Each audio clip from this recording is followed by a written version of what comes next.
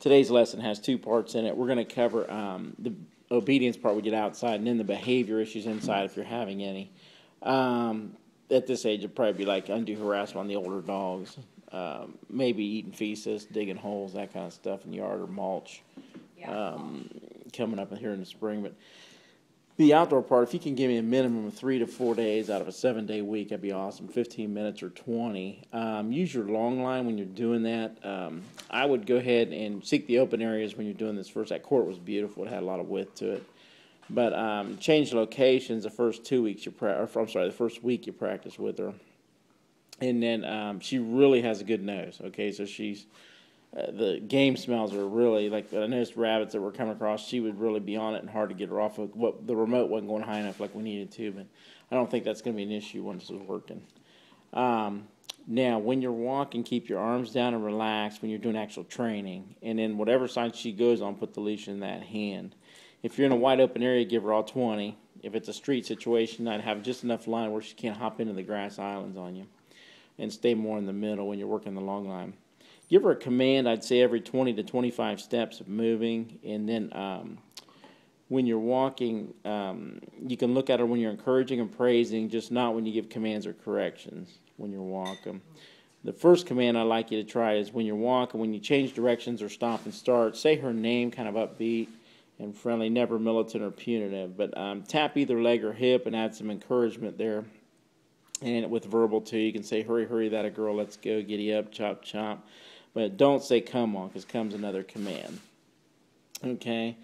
When you say her name and start, stop, or change direction, she should turn and trot immediately in the new direction that you're walking in. If she has a slow or no response, go ahead and hit your nick button, hit the continuous button, hold it down 1001, let up, and say her name again. If she blows that off, you're going to ramp up to 2 continuous and then 3. And I've got the power down where the continuous is enough to move her, but it's not enough to freak her out. So I'm probably going to set it around 25, 30 at first, and then you can ramp up as you need to. She'll be real tired the rest of the day and kind of laid out, so don't think she's sick. She just hadn't had to use her mind that fast on her feet before.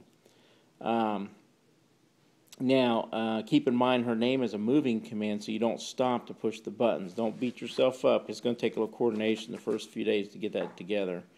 Probably cardinal sins would be like pointing it at her. I'd rather it be nonchalant in your pocket around your neck when you're doing it.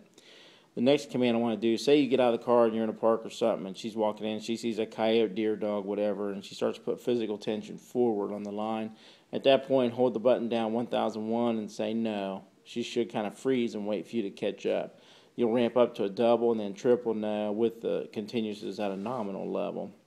But a no is also a moving command, so don't stop to do it when you're walking. It's a moving command. The come command is different. This one, when you're walking, you're going to plant both feet. Now, fight the temptation to want to turn and face her at this point. Just lock it up wherever you're at. You can bend over initially and tap the front of your legs and say, come at it, girl, hurry, hurry. Be your biggest cheerleader. Encourage her all the way in. As she gets closer to you, try not to eyeball her eye to eye the first week coming in because she'll hesitate like she's in trouble. Kind of look over the top of her or left or right a little bit so the dominant body posture is not there. When she runs all the way in, stand up straight and give her a verbal sit. She should just sit. If she doesn't, shove her rear down. Now, if she has a slow or no response to the comes, again, you're going to go single, double, triple on the corrections with the continuous. However, the verbiage changes to no come. So you're like, come at a girl, there you go, and she blows it off. You'll hit the button and say, no come at a girl, there you go. The no being on the actual button push. New category now. Let's talk behavior and equipment. Behavior is the stuff you don't care for in the house and the yard. Try to keep her under the law, not grace, for the first 30 days on behavior. That means there's no second chances on behavior issues. If she's doing something, just hit your button and say no. I'd probably go just a single continuous and say no, and she'll get away from whatever she's doing. Outdoor behavior would be like digging holes, eating feces, chewing on plants, getting in mulch, carrying it out. Just shoot it through the window. Don't even bother saying no. Just get her on that stuff, and she'll move away from it. Indoor behavior, go ahead and put the no with the zap. If someone calls her up, I wouldn't correct her. Obviously, they want her up. Don't worry about jumping. Begging for food or hovering, if I've got pizza or a plate of something out, I'm probably going to go ahead and hit it and say no, make her move back a little bit. undue harassment on the older dogs. If they're playing and engaging, very good, and the older dog's enjoying it, that's fantastic. If the older dog's trying to move away from her, you see it pulling the other way, or it's using excessive force to keep her in check, that's your cue to go ahead and intervene at that point. Go ahead and hold your button down and say no, and then you can ramp up to 2 and then 3 if you need to, but you're saying no each time. What I do not want you to use the electric collar for this month, do not use it to enforce obedience commands inside the house yet. And that would be like come, heel, stay, sit. You can say those things, just don't shock her for those things in here yet. The behavior, though, go ahead and hammer time it, get her for all that. After the fact stuff, chewing something up and I find it, I'm probably going to be pretty tough about that. I'll walk over and say, hey, did you do that? And she'll be like, oh, man. Okay, I'll turn up her body, hit my button, say no, and then clean it up. But I'm going to keep her accountable for her actions if she does something. Rotate the collar twice a day on her neck so we don't get any pressure wounds from the steel, although it's pretty loose now, so I don't think there's going to be a lot there going on. It is waterproof totally, so you should be in good shape there. Shouldn't be an issue. Thinking housebreaking, you're going to get the worm stuff under control, so that should be good. Check the fecal matter out. Myself, if you need me, is 595-2406.